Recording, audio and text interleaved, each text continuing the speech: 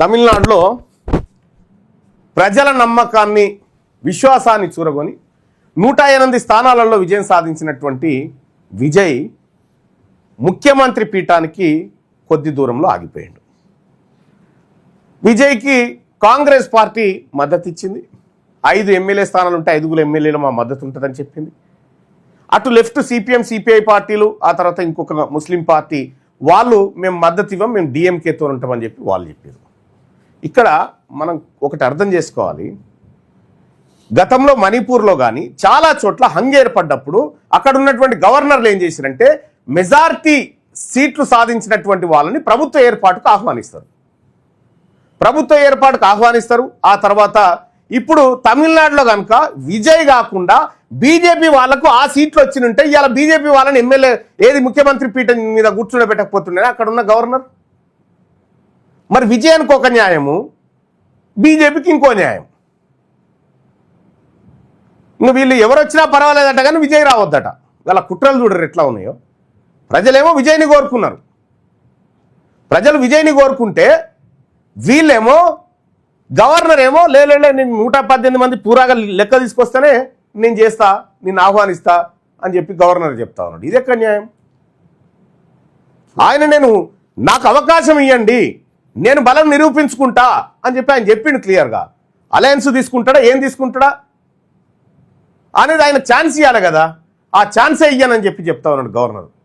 ఇది క్లియర్గా నరేంద్ర మోడీ గారు ఆడుతున్నటువంటి కుట్ర.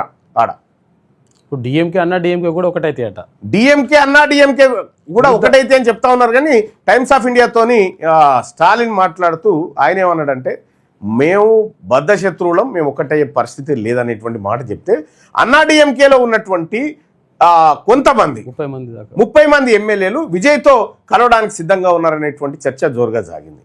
సో ఏ పార్టీకి సంబంధించి ఆ పార్టీ వాళ్ళు రిసార్ట్స్లలో తమ ఎమ్మెల్యేలను పెట్టుకొని వాళ్ళని కదలనీయకుండా చేస్తూ ఉన్నారు. ఏదేమైనప్పటికీ తమిళనాడు రాజకీయాన్ని చూసి మనం అర్థం చేసుకోవాల్సింది, ఈ పొత్తులు ఈ గిత్తులు లేకుండా స్పష్టమైనటువంటి మెజారిటీ రేపు పొద్దున బీసీ ప్రభుత్వానికి రావాలి. లేకపోతే ఇవే డ్రామాలు జరిగి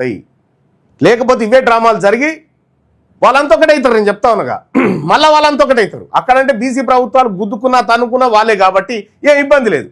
కానీ ఒక్కసారి విజయ్కి ఛాన్స్ ఇస్తే ఏమైంది? అక్కడ గవర్నర్ గారు విజయ్కి ఛాన్స్ ఇవ్వాల్సిందే. మెజారిటీ సీట్లు సాధించినటువంటి వాళ్లకు ప్రభుత్వ ఏర్పాటుకు అవకాశం కల్పించాలి. అది కల్పించడం లేదంటే ఇది వేరేంటే అసలు గవర్నర్కి విస్తృతమైనటువంటి అధికారాలు ఉన్నాయి దాంట్లో. మరి గత సాంప్రదాయాలు కూడా ఉన్నాయి కదా.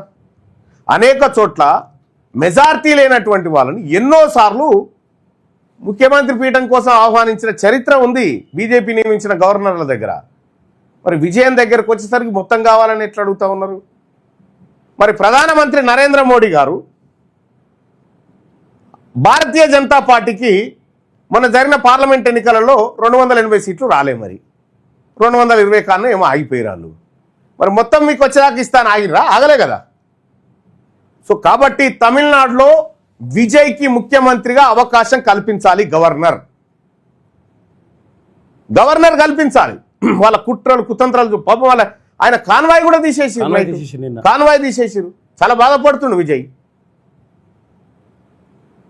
కాబట్టి తమిళనాడులో విజయ్కి అవకాశం ఇవ్వాలి.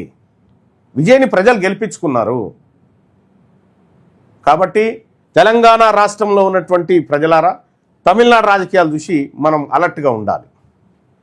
అందుకోసం తమిళనాడులో ముఖ్యమంత్రిగా విజయం చూడాలనుకుంటా ఉన్నాం. సో మరి అది ఏం చేస్తారు, ఎన్ని కుట్రలు కుతంత్రాలు జరుగుతాయో చూడాల్సినటువంటి అవసరం ఉంది. సో హెల్త్ అండ్ ఎడ్యుకేషన్ అనేది చాలా ప్రయారిటీ అంశం తెలంగాణ ప్రజలారా. ఈ రెండు మనకు అవకాశం ఉండి దక్కట్లేదు. దీన్ని దక్కించుకోవడం కోసం మనం అందరం కృషి చేయాలని చెప్పి నేను డిమాండ్ చేస్తా ఉన్నాను.